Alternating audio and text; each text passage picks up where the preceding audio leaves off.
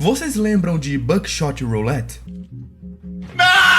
Esse jogo ficou bastante famoso em 2024, tanto por causa da sua estética marcante, quanto pela sua mecânica, que girava em torno do famoso jogo da roleta russa. Mídias que abordam esse tema não são novidade, e não é à toa que elas uma hora ou outra voltam a abordá-la. Afinal, é impossível não ficar apreensivo quando um ou vários personagens estão simplesmente apostando as próprias vidas num jogo que se baseia puramente em sorte. Pra vocês terem noção, teve até jogo do Roblox com esse tipo de tema. Porém, o jogo que eu escolhi mostrar para vocês hoje é mais uma daquelas joias macabras da Newgrounds. Um jogo que, apesar de não ser tão famoso quanto o Buckshot Roulette, é com certeza uma mídia que não merece cair no esquecimento. E essa mídia se chama Orange Roulette.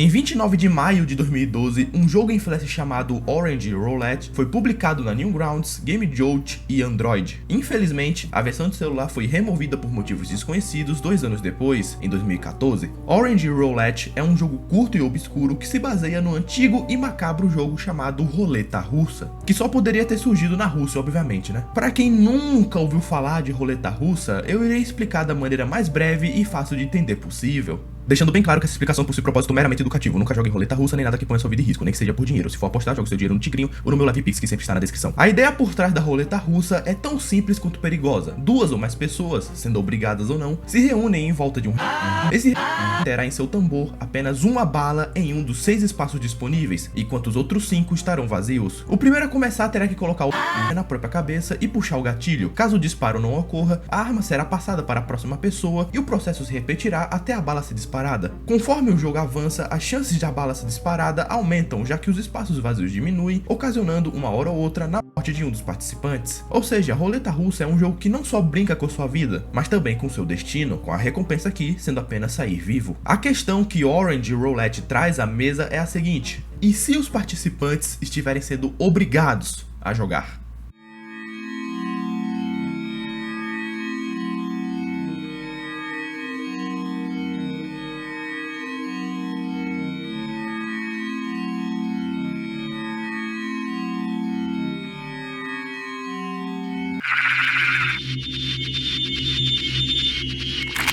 O jogo é bem simples, há 2 pessoas, ou melhor, laranjas, e um O objetivo, você já sabe. Acontece que aqui você possui algumas novas regras que a roleta russa normalmente não tem. A primeira é que a cada partida você pode girar o tambor apenas uma vez, mudando a posição da bala. Você também pode atirar em si mesmo.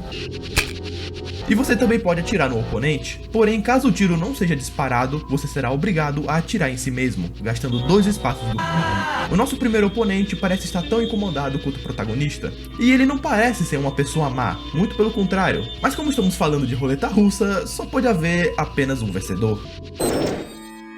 Não preciso nem dizer o porquê tantas pessoas se traumatizaram com esse jogo na infância, né? O tema dele é macabro, a ambientação é opressora, além de feia, né? As expressões faciais dessas laranjas do caralho são humanas até demais, e a música mantém o clima apreensivo e tenso o tempo inteiro. Inclusive, um detalhe que eu acho que vocês perceberam é que esse jogo se passa em São Paulo, no ano de 1986. Sim, você não ouviu errado, o jogo se passa em São Paulo. Sendo sincero, isso faz bastante sentido, porque a única coisa pior do que ser obrigado a jogar roleta russa é ter que fazer isso em São Paulo. Apesar do jogo se passar no Brasil, o criador aparentemente não é brasileiro, mas sim americano. Tanto que se você iniciar o jogo várias vezes, são mostrados outros lugares, como o Vale de São Joaquim, na Califórnia, e Everglades, na Flórida. Ou seja, São Paulo é só um dos lugares que se passa o jogo. Mas enfim, continuando. O nosso segundo oponente já teve dias melhores. Ele aparenta estar cansado, suas olheiras indicam que aquele não é o primeiro jogo dele, e as lágrimas mostram que ele já não aguenta mais. Eu comecei tentando atirar nele, mas não deu certo, e lá se foram 2 balas. Ele tentou o mesmo, mas falhou do mesmo jeito, e lá se foram mais de 2 balas. E agora restam apenas 50% de chance. E se não for ele, será eu.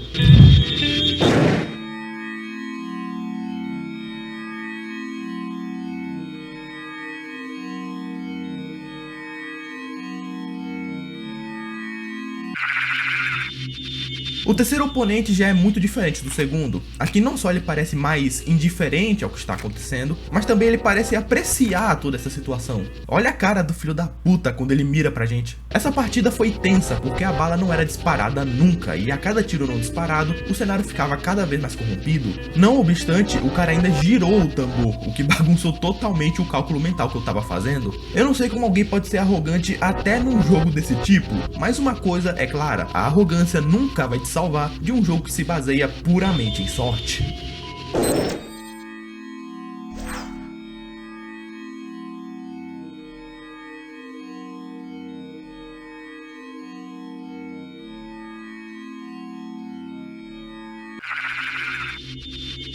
Tá, esse cara claramente não está bem. À primeira vista parece que esse cara só ficou maluco devido à situação que ele se encontra, mas a situação é muito pior que isso. Se vocês repararem bem, tem uma cicatriz bem na cabeça dele, o que implica que na verdade ele foi lobotomizado. Eu sei que você provavelmente viu vários memes que abordam a lobotomia, mas caso você nunca tenha se aprofundado sobre, a lobotomia era uma cirurgia cerebral bastante sinistra que tentava curar doenças mentais como a esquizofrenia, cortando as conexões do lobo frontal do cérebro. O método não trazia nenhum resultado, na verdade muito pelo contrário, a pessoa saía pior do que antes, e é muito provável que seja isso que tenha acontecido com esse cara.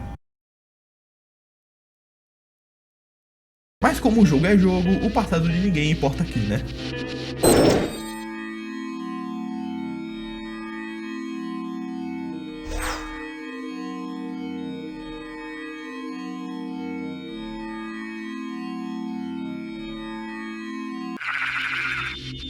Mano, tá, esse jogo com certeza não tá puro, porque caralho, que porra é essa? E eu não sei o que tava acontecendo comigo no dia, mas a minha sorte simplesmente não existia, porque eu consegui a façanha de no primeiro tiro eu já morrer. Apesar dessa minha jogada de mestre de 16,67% de chance de acontecer, eu tentei de novo e dessa vez deu certo.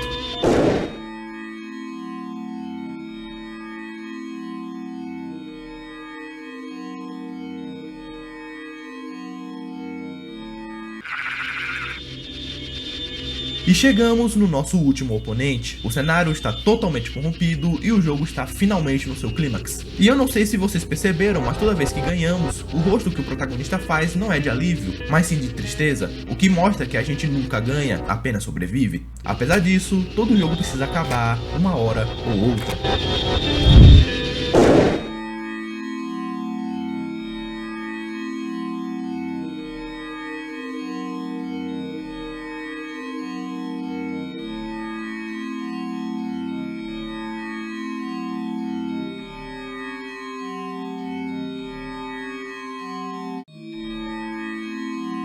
Ok, que porra de final foi esse? Tá, vamos primeiro ignorar que o do jogo é uma fucking banana e que estamos falando de laranjas com rosto de gente para focar no que esse jogo representa como um todo. Se pararmos para analisar, percebemos que estamos acompanhando possíveis vítimas de tráfico humano que estão sendo forçadas a jogar roleta russa. O motivo disso a gente não sabe, a gente também não sabe nem quem é o protagonista ou seus sequestradores e muito menos o que diabo significa esse final. Mas uma conclusão que podemos chegar é que esse jogo traumatizou uma galera na infância sem dúvidas. E vocês lembram que eu falei que São Paulo não é o único lugar que se passa o jogo? Então, não só há mais 2 lugares diferentes, como também datas diferentes. Enquanto São Paulo se passa em 1986, o Vale de São Joaquim e Everglades se passam em 1934 e em 1972, respectivamente. Ou seja, isso não só implica que são protagonistas diferentes, como também implica que estamos falando de um esquema global de tráfico humano não só sádico, mas também muito bem organizado. Inclusive, cada protagonista possui uma história diferente. O de São Paulo foi para a cidade tentar crescer na vida, o de São Joaquim foi enganado por falsas promessas, e o de Everglades foi mantido em cativeiro por anos, todos tendo que no final participar desse jogo sádico. Independente de qual seja o verdadeiro significado, o que vindo de uma obra da Newgrounds em 2012 pode ser nada, acontece, Orange Roulette é aquele tipo de jogo que acabou sendo esquecido pelo tempo, mas que possui um certo charme. Porque, na minha visão, esse jogo é feio. No bom sentido. Eu não sei se é só eu que penso assim, mas muitas mídias antigas da internet, principalmente as que eram feitas em Flash, eram feias, não no sentido de qualidade. Quer dizer, em muitos casos sim, mas em muitos outros era quase que uma espécie de estilo não intencional. Eu gosto desse traço mais feio que essas mídias tinham. Era algo que de fato causava um certo desconforto. Não é que nem a maioria das animações e jogos indies hoje em dia, que quando tentam ser macabras ou abordar temas pesados, elas ou são feitas num traço fofinho, ou são um reflexo de algum fetiche bizarro do artista. Isso quando não são os dois, né? E sendo sincero, misturar fofura com assuntos grotescos e fetiches não é algo novo. Antes de existir Terrible Mouse, por exemplo, existia Mangekyo Castle, que inclusive ambos são feitos por mulheres. Se engana muito quem acha que só homem que produz coisas desse tipo, mas mesmo não sendo algo novo, eu preferia que, ao menos, se fosse para uma obra ser macabra atualmente, ela não se baseasse em um estilo fofo, quase infantil, ou em algum fetiche. Até porque há uma diferença gritante entre abordar um assunto pesado com um estilo não muito atraente e fazer a mesma coisa num estilo que, sei lá, seu primo de 7 anos veria. Não que não existam obras boas hoje em dia, longe disso, mas naquela época as mídias tinham muito mais vibe de algo de fato sinistro, e o Orange Roulette é um ótimo exemplo. Inclusive, o mesmo criador lançou na Steam em outubro de 2024 uma espécie de remake do seu jogo, só que agora em 3D e com novos personagens. É interessante ver que mesmo depois de anos do lançamento do jogo, o criador ainda possui algum carinho por ele, e que mesmo com jogos como Buckshot Roulette fazendo sucesso, ele resolveu dar uma nova chance para o seu próprio jogo. Enfim, tendo em vista que a chance que eu tenho de perder a monetização desse vídeo é a mesma chance que eu tenho de perder na roleta russa usando um revólver com 5 balas ao invés de uma só, considere apoiar o canal se inscrevendo e dando like. E caso queira me ajudar financeiramente, basta doar no meu LivePix que está aí na tela e no primeiro link da descrição. Tamo junto. Imagina um cara que é esquizofrênico e baiano, e as vozes da cabeça dele são em sotaque baiano, daí tipo, oxe meu nego, desista, se mate meu nego, ia ser bem engraçado.